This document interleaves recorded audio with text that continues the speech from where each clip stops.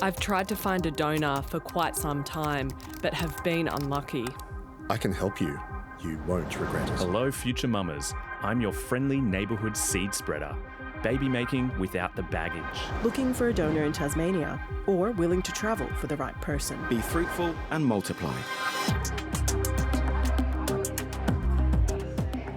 Across the country, demand for sperm has never been higher. It's been exponential the last few years, the number of individuals seeking sperm donation treatment. A demand that outstrips supply. I was checking the clinic donor portal every single day. It's just giving me anxiety and frustrating me. The so-called sperm drought is being fuelled by limits in most states and territories on how many families a donor can help, as well as more single women and same-sex couples wanting to have children. To the millions of you in there, I say this. There is work to be done.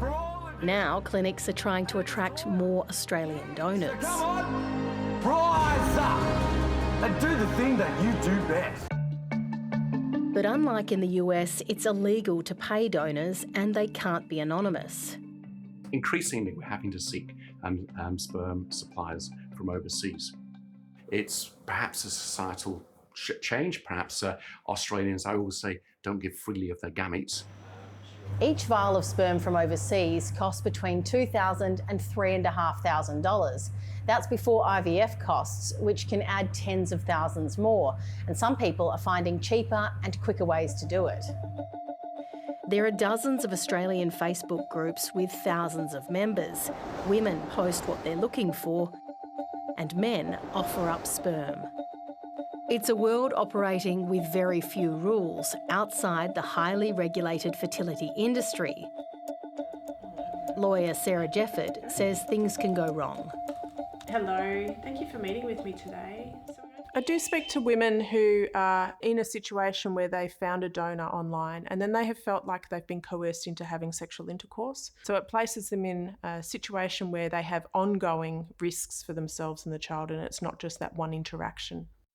There's also no way to know how many women a man donates to, with no formal register. I wonder about the motivation of these individuals that are offering this sperm. I wonder about the poor woman in that position that's accessing this. It's pretty crazy out there. I think there are a lot of people out there that are doing it for the wrong reasons, which is super scary. There's a few guys out there that have donated to lots more than what legally are allowed to. Perth hairdresser and business owner Jay Lazarus is part of a Facebook group called Sperm Donation Australia. A few years ago, he put up a post offering sperm.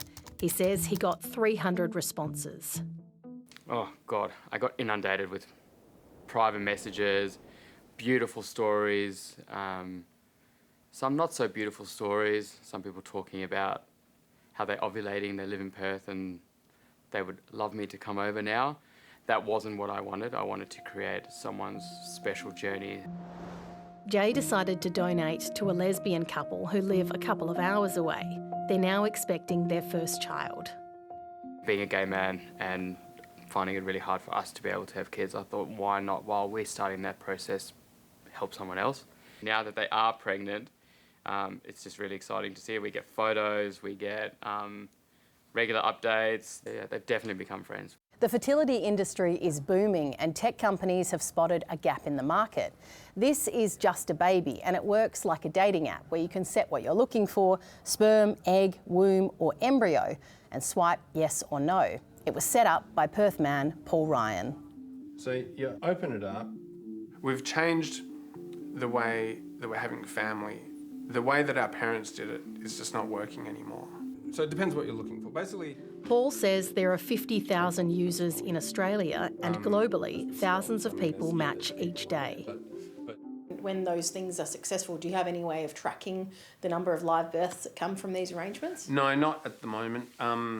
People meet on the app and then they go off and do whatever they're going to do. Some people might have a relationship, you know, a lot of people, or some people might do their own arrangement with a fertility provider, or they might do their own thing, or some people sometimes get married.